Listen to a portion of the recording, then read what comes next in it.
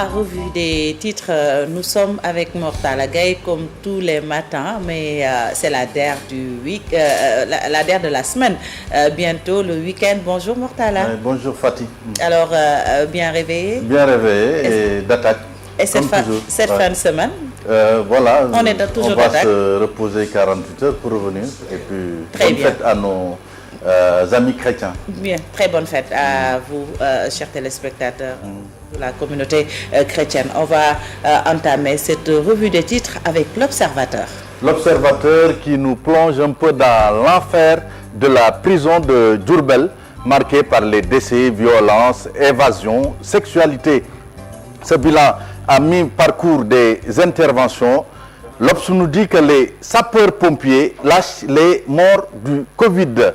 Révélation sur le nombre de décès au Sénégal et à l'étranger transportés par les soldats du feu. Seuls 191 sur les 207 morts ont été acheminés au cimetière à la date d'hier. L'insolite s'invite à la une de l'Obs, mais sur l'oreille un peu de l'Obs, on peut lire « Élargi de prison le samedi, il vole le mouton de son oncle le dimanche et retourne en prison ». Et puis cette note quand même très dommageable pour les supporters de Keïta Baldé, placés sur la liste des indésirables sur le rocher. Keïta Baldé Monaco, divorce acté.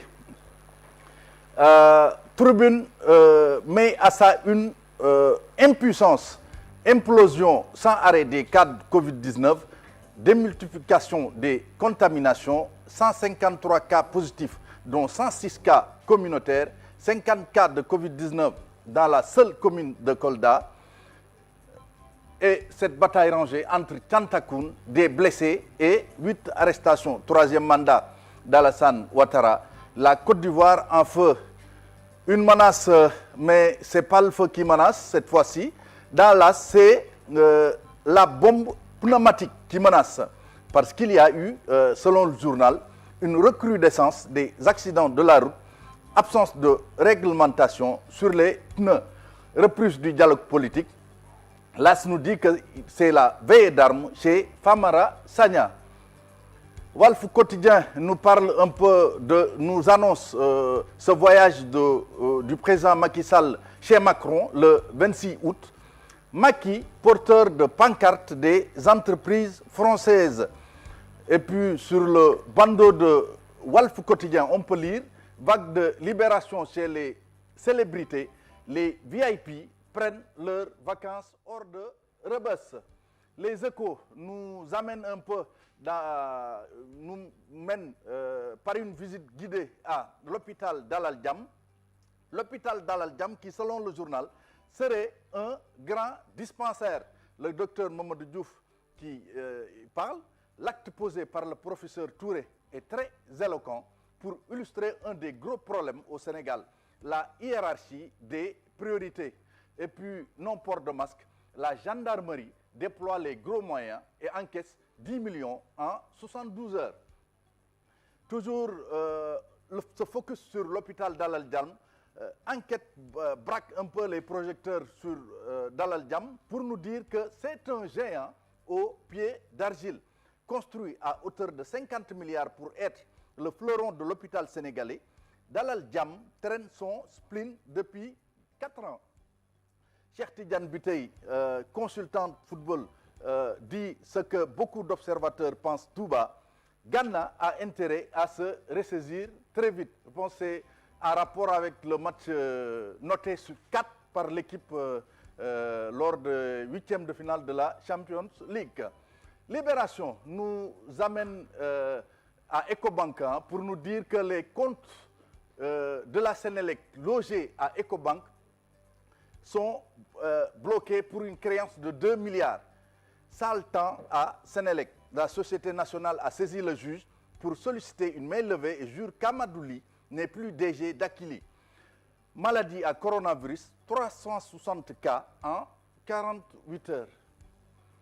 Le quotidien qui donne la parole à Mamadou Diop Decroix, dialogue politique, 3e mandat, gestion du Covid. Decroix réagit, c'est par rapport un peu au parti AJ-PADS. La commission politique doit reprendre dans les meilleurs délais. La Constitution parle de 2 mandats consécutifs. Il faut des mesures radicales contre le Covid. Toujours le Covid dans Source A, pour qui nous dit que 153 tests positifs, dont 106 communautaires, 2 nouveaux décès, toujours pas de signe d'espoir. Et puis, cette info qui barre la une de Source A, Bitey pris au collet à propos de cette réunion sur fond critique et d'interrogatoire serré du DG de la Sénélec par les syndicalistes maison. Le témoin qui, disons, nous parle de cette élection du DG finalement rapatrié à Dakar, asséquant 5 candidats pour un fauteuil. Vox Pop également nous parle des conséquences de la folie du 3e mandat dans une sous-région instable. L'Afrique de l'Ouest assise sur un volcan à Luntine qui craint une déflagration, un risque de chaos et de somalisation de la région. À Luntine qui dit également dans ce journal, Ouattara et Condé fonctionnent en mode pilotage automatique, sourd et aveugle. Et puis le professeur Seydi, qui n'est pas surpris par l'explosion des cas communautaires. Les journaux sportifs pour terminer, Koulibaly, nouvelle offre de 41 milliards de francs CFA, le plan de City pour enrôler Koulibaly. Et puis Ligue des Champions, quart de finale, Barça-Bayern, un ticket pour 2 titans. Leipzig sort Atlético et rejoint le PSG. Lyon défie Man City samedi. Les journaux ne paraissent pas samedi parce que c'est férié. Stade également qui nous dit que très grand classique Barça-Bayern à 19 h. La bande à Messi défie celle de Lewandowski en quart. Et puis PSG-Leipzig. PSG-Leipzig, première affiche des demi. Cheikh Tidiane Diaw, je n'ai pas entendu. Prédiction de l'ancien lutteur Mbaye Samb. Gris Bordeaux, Balla Gaye 2, le combat du siècle. C'était tout, Fatih, pour cette revue de presse. Je vois Cheikh Tidiane qui sourit. J'ai vu certains en train de bomber déjà le torse à propos de cette affiche PSG Leipzig. Attention. Le Paris sera en finale. L'affiche de la On en finale. parlait ici, on disait que l'Atlético partait favori et quand même de ce qu'on a vu, c'est pas... En tout cas, moi j'avais pronostiqué la défaite de l'Atlético de Madrid. Pour moi, c'est une équipe révolution à Leipzig, parce que entraîneur de 33 ans avec des jeunes joueurs, Upamecano Canon par exemple, le français, le jeune espoir français, d'origine Bissau-Guinée, mais quand même, voilà, qui a crevé l'écran hier. Je pense qu'il a éteint Diego Costa. Ça rappelle Leeds United à l'époque. C'est comme l'Ajax.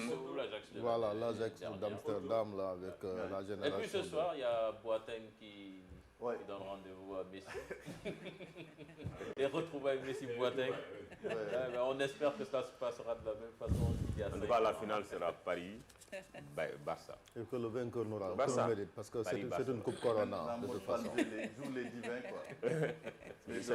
Je vois un supporter désespéré qui dit que de toute façon c'est une coupe Corona. Donc. Je dis bon, c'est pas une Ligue des Champions, ça.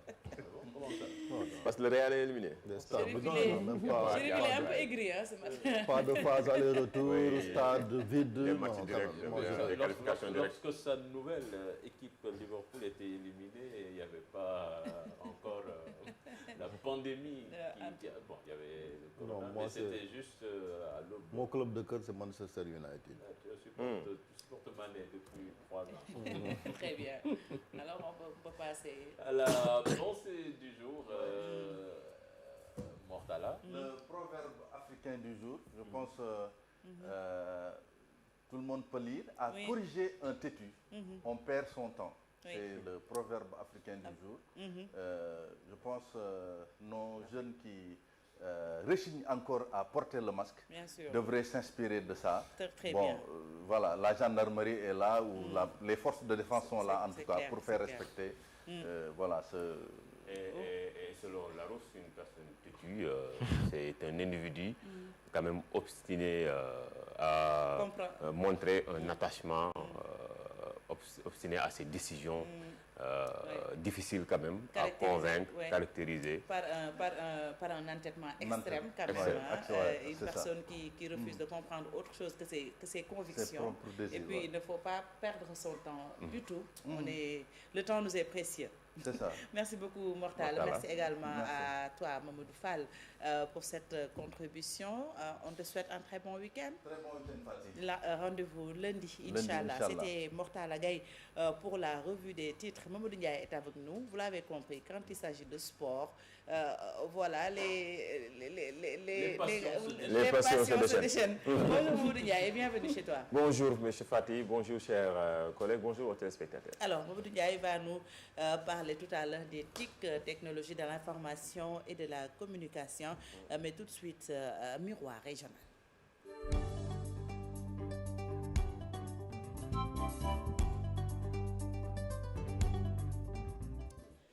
Miroir régional dañuy dem ci bët saalumu réew mi ci diwaanu Ziguinchor foofu la ñu gis rek mooy mbas mi ma ngay wéy di defi njombe ndax bés bu jot ñu am daanaka lim bu takku ci ñu ko amee ci jàngoro ji askan wi nag taxul wook ñu ñenn ñi ñu moytu loolu nag tax na ba ñu jëm ci lu sensibilisation bi gën koo jëmmal waaye itam nag wàcc ci yoon bi wàcc ci mbedd yi ngeen baal ma doxal yoon ba ku sàmmonte wut ak ni ñu ko waxee takku masque ak lu ni mel ñu teg la ay daan ci diwaanu Ziguinchor dañu fay fekki Boubacar Diassi.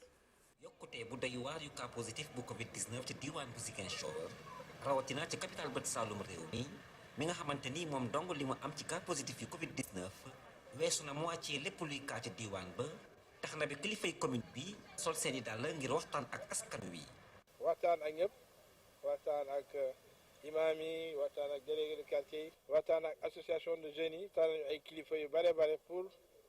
encore une fois ñaaxaat leen si loo xam ne si lañ nekkoon ñu ban si jóge parce que lu ñu waraloon résultat yu baax yoo xam ne amoon nañ ko si njëlbeen ba malheureusement loolu lu ñu waraloon résultat yu gisatuñ ko si nit ñi.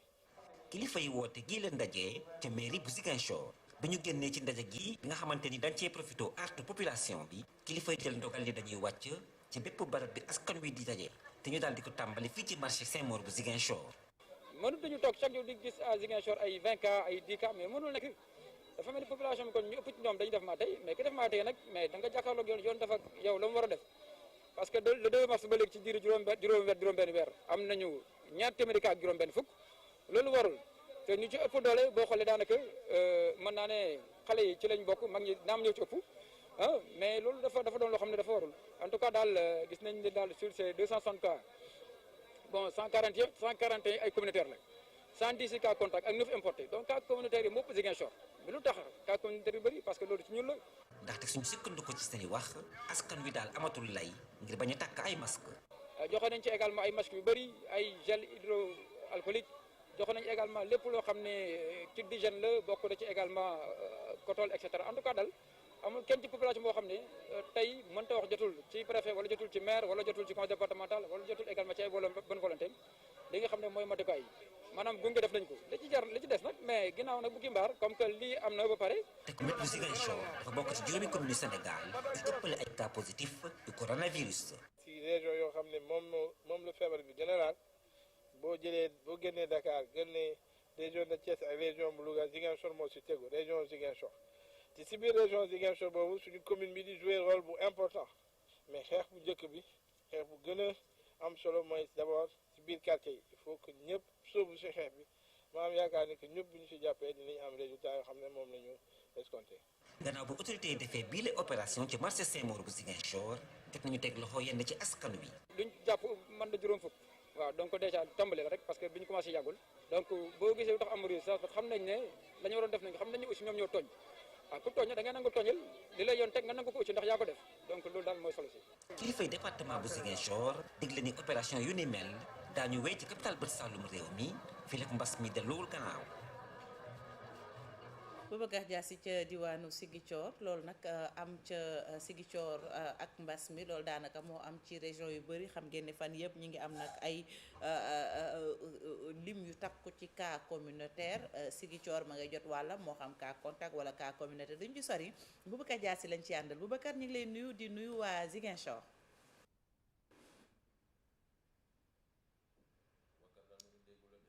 Boubacar Diassi. Boubacar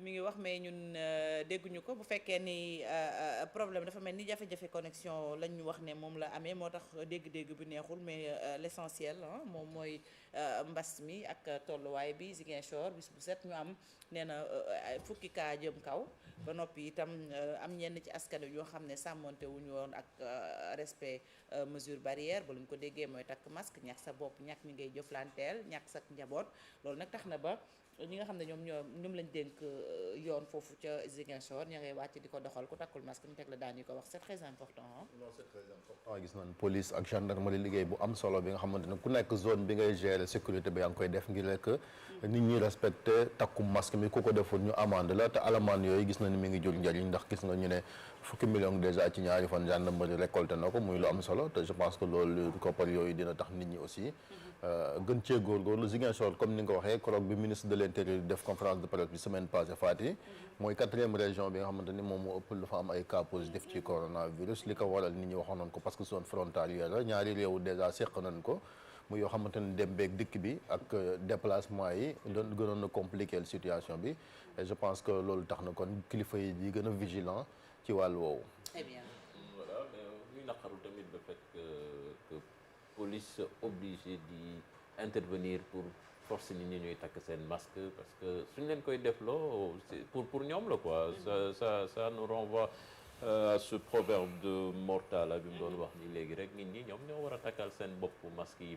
pour en revenir à Ziguinchor je pense que tamit ba léegi effet tabaski bi la ñuy dund démb je pense que ñoom ñoo nekk ci peloton de tête bi par rapport ak contamination communautaire yi am ci jour bi te gis nañ Ziguinchor à l'image des autres localités de ce pays bokk na ci ñi gën a recevoir population ci tabaski bi xam nga ni Ziguinchor yombul dem d'habitude ñi nekk fii Dakar ci genre événement yu mel noonu la ñuy profiter ñibbi te yooyu tamit su fa amee voyage yi par bateau tout ça explique quelque part aussi explosion contamination communautaire bi et je pense que comme ni ko Diouf Sarr waxee même si certains pensent que quand même qu'on s'y est pris un peu tard en parlant d'essayer de l'approche communautaire pour couper la chaîne de la transmission mais mieux vaut tard que jamais. Ouais. Et je pense que fi mu nekk nii nag jot nañu jóg ci bu baax a baax. L'heure est très grave même ni ko gars yi waxee ci plateau bi kon nag foofu ci diwaanu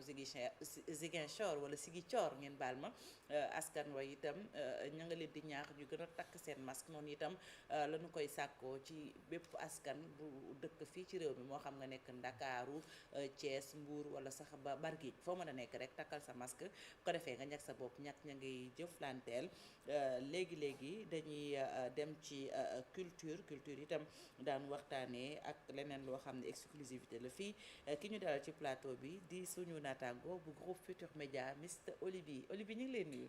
maa ngi leen di fay Mame Faty. tey très heureuse dalal la ci plateau bi. merci. mu ngi doon ci kanam tuuti daañu waxtaanee ak benn single waa borom Real One Mr Olivier ak Kals dinañu waxtaanee ci kanam tuuti benn single bu Youssou Ndour mais dañuy soobu ci culture.